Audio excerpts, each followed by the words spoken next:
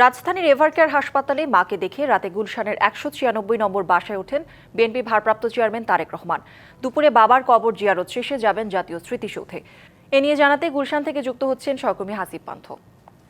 হাসিব, আজ বাবার কবর জিয়ারত শেষে জাতীয় স্মৃতিসৌধে যাবেন তারেক রহমান। গুলশানের বাসা থেকে তিনি বের হবেন কখন এবং বাসার সামনে এখন চিত্র কেমন দেখছেন জানাবেন। করি, আপনি যেমনটি বলছিলেন, আমি যদি আরেকটু সংযুক্ত করি, বিশেষ করে তিনি বাসা থেকে কখন বের হবেন এই বিষয়টি কিন্তু এখন আমরা নিশ্চিত নই। তবে জুম্মার নামাজ তিনি গুলশানেই পড়বেন বিশেষ সূত্রে আমরা জানতে পেরেছি, এবং নামাজের পরবর্তীতে কিন্তু তিনি যাবেন তার বাবার কবর জিয়ারত করতেন, এবং বাবার কবর জিয়ারত করার পর তিনি মহান মুক্তিযুদ্ধে যারা বীর শহীদ ছিলেন তাদের স্মৃতির স্মরণে কিন্তু তিনি যাবেন সাভারের জাতীয় স্মৃতিসৌধে। তবে বাসার সামনের চিত্রের কথা যদি বলি, আমি একটু দেখাই আমার পেছনে, ঠিক যেখানে গতকাল প্রায় ১৭ বছর পর বিএনপির ভারপ্রাপ্ত চেয়ারম্যান তারেক রহমান দেশে এসেছেন, তার জন্য যেই গাড়িটির ব্যবস্থা করা হয়েছিল সবার আগে বাংলাদেশ, সেই গাড়িটি কিন্তু রাখা হয়েছে ১৯৬ নম্বর বাড়িটির সামনে, এবং এর পাশেই কিন্তু তার মায়ের বাসা ফিরোজা, ঠিক পাশেই নিরাপত্তাও কিন্তু জোরদার করা হয়েছে। সিএসএফ থেকে শুরু করে পুলিশ, এছাড়াও অন্যান্য বাহিনী সকলেই কিন্তু আসলে নিরাপত্তা দিচ্ছে যাতে কোনো রকম বিশৃঙ্খলা না হয়। তবে নেতাকর্মীদের কথা যদি বলি, একটু দলীয় নির্দেশনা মেনেই কিন্তু নেতাকর্মীরা আসছেন না, দলীয় নির্দেশনা রয়েছেন যাতে কোনো রকম বিশৃঙ্খলা না হয়, সেজন্য কিন্তু তারা এখানে আসেননি। তবে বাসার সামনে এখনও নিরাপত্তা জোরদার করা হয়েছে।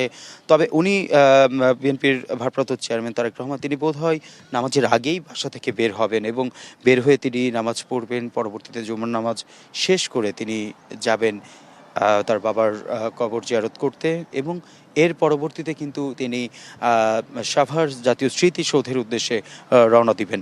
তবে যদি বলি, প্রায় ১৭ বছর পর কয়েক লক্ষাধিক নেতাকর্মীদের রাজস্বিক সংবর্ধনায় কিন্তু তিনি গতকাল এয়ারপোর্ট থেকে, গতকাল কিন্তু আমাদের সহকর্মীরাও দেখিয়েছিলেন আসলে, যেখানে ১০ থেকে ১৫ মিনিটের রাস্তা সেখানে ৪ ঘন্টা কিন্তু অতিক্রম করে তিনি সকল ধরনের যারা নেতাকর্মী ছিলেন সকলের সাথে কিন্তু তিনি মত বিনিময় করেছেন। তার যেই গাড়িটি ছিল, গাড়ির সামনে দাঁড়িয়ে দাঁড়িয়ে তিনি হাত নেড়েছেন।